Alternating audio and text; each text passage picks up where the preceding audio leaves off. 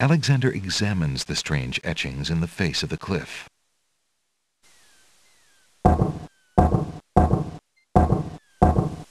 The stone beneath Alexander's feet trembles as more steps emerge from the granite cliffs.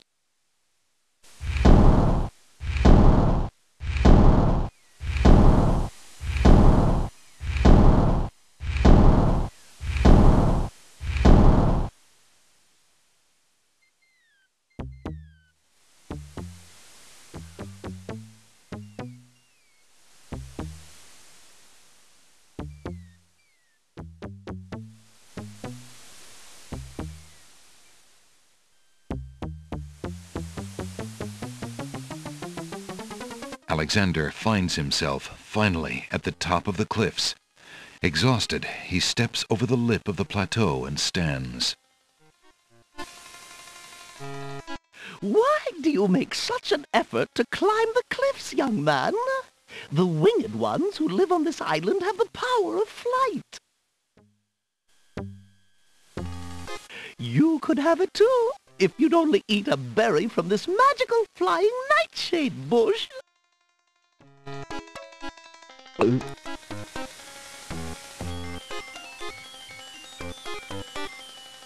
See? The sweet berries will make you float like a petal on the wind. Try some. All right then, stay tied to the ground like a load of lead. See if I care. You human. How odd! The old woman just disappeared in a cloud of smoke. Perhaps those berries are even more powerful than she led Alexander to believe.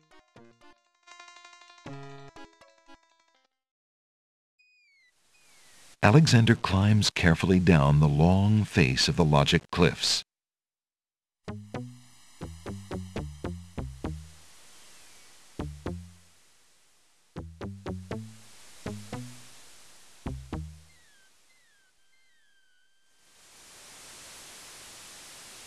Alexander arrives at the top of the cliffs, somewhat winded after his long but uneventful climb.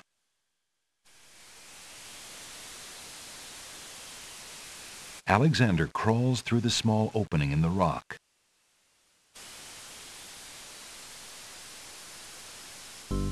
Alexander finds himself in a dark cave.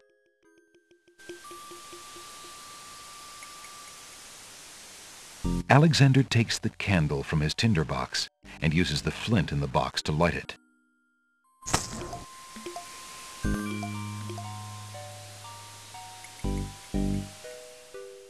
Alexander crawls through the opening in the rock.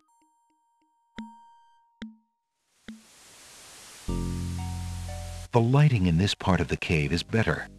Alexander extinguishes the candle's flame and places it back in his pack.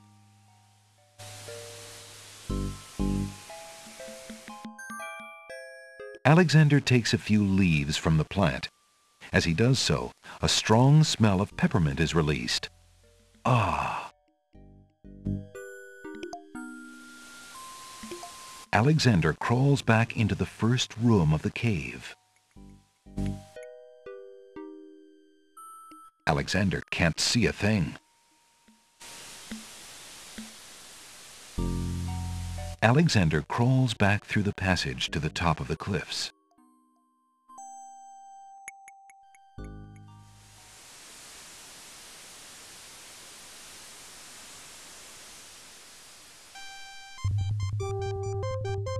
Look, an intruder!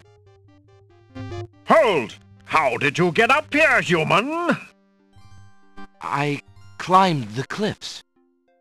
That is not possible. No one has solved the Cliffs of Logic in several centuries, and if the cliffs were to be solved, it would certainly not be by a human. I didn't mean to trespass. I only wanted to visit this beautiful island. No visitors have been welcome on the Isle of the Sacred Mountain in years, not since the Red and White Queens had spies in the guise of friendly visitors steal our island's sacred golden fleece. But we will not display such foolish trust again. You will have to answer to Lord Azure and Lady Ariel. They will determine what will be done with you. I can assure you, it will not be pleasant.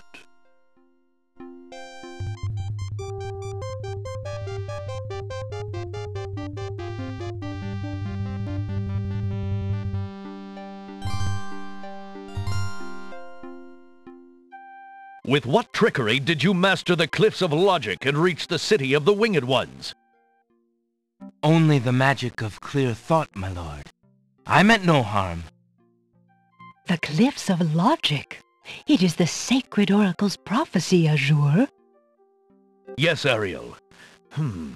It is lucky for you, human, that climbing the Cliffs of Logic is part of a prophecy that I cannot ignore.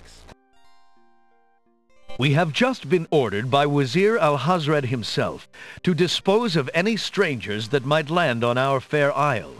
But the prophecy would have a different fate befall you. The prophecy predicts that whosoever climbs the Cliffs of Logic will defeat the Minotaur. The Minotaur has violated our sacred catacombs and eats our young in sacrifice. Our own daughter, Lady Celeste, was taken there only this morning as his most recently demanded offering. A dilemma, then. Whom shall I obey in regards to your fate, the Oracle or the Crown? But since Alhazred did not dictate how I was to dispose of intruders, and since you cannot possibly survive the catacombs, your imprisonment there should serve both purposes quite admirably. I will not resist you in this, my lord. I shall do my best to save your daughter. First, I must tell you that the catacombs are a labyrinth of rooms, a place of exceeding danger. You will need many tools and clear wits to survive it. I am ready. Very well. My guards will take you there now. You seem courageous enough, but the catacombs will determine how brave you really are.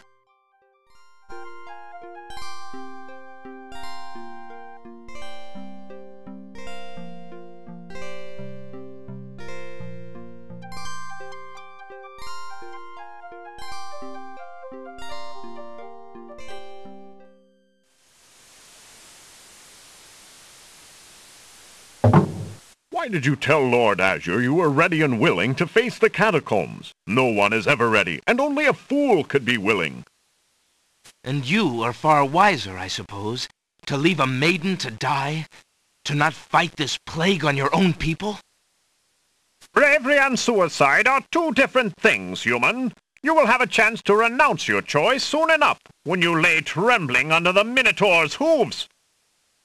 We shall see. Thanks for the escort.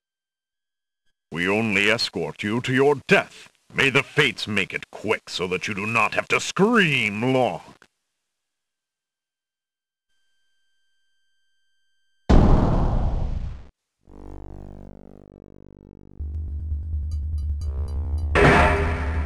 The catacomb's entrance door is locked from the outside by the Winged One's guards. It seems that leaving the catacombs by that door is not an option.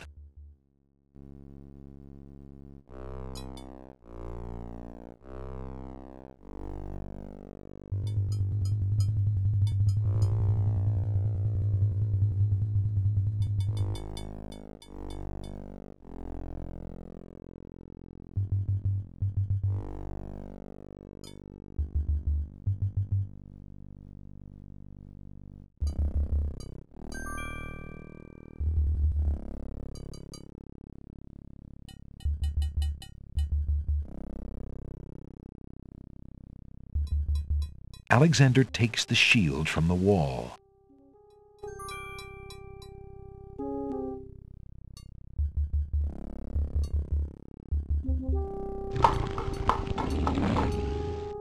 Alexander hears the distant sounds of a wild animal somewhere in the maze of rooms.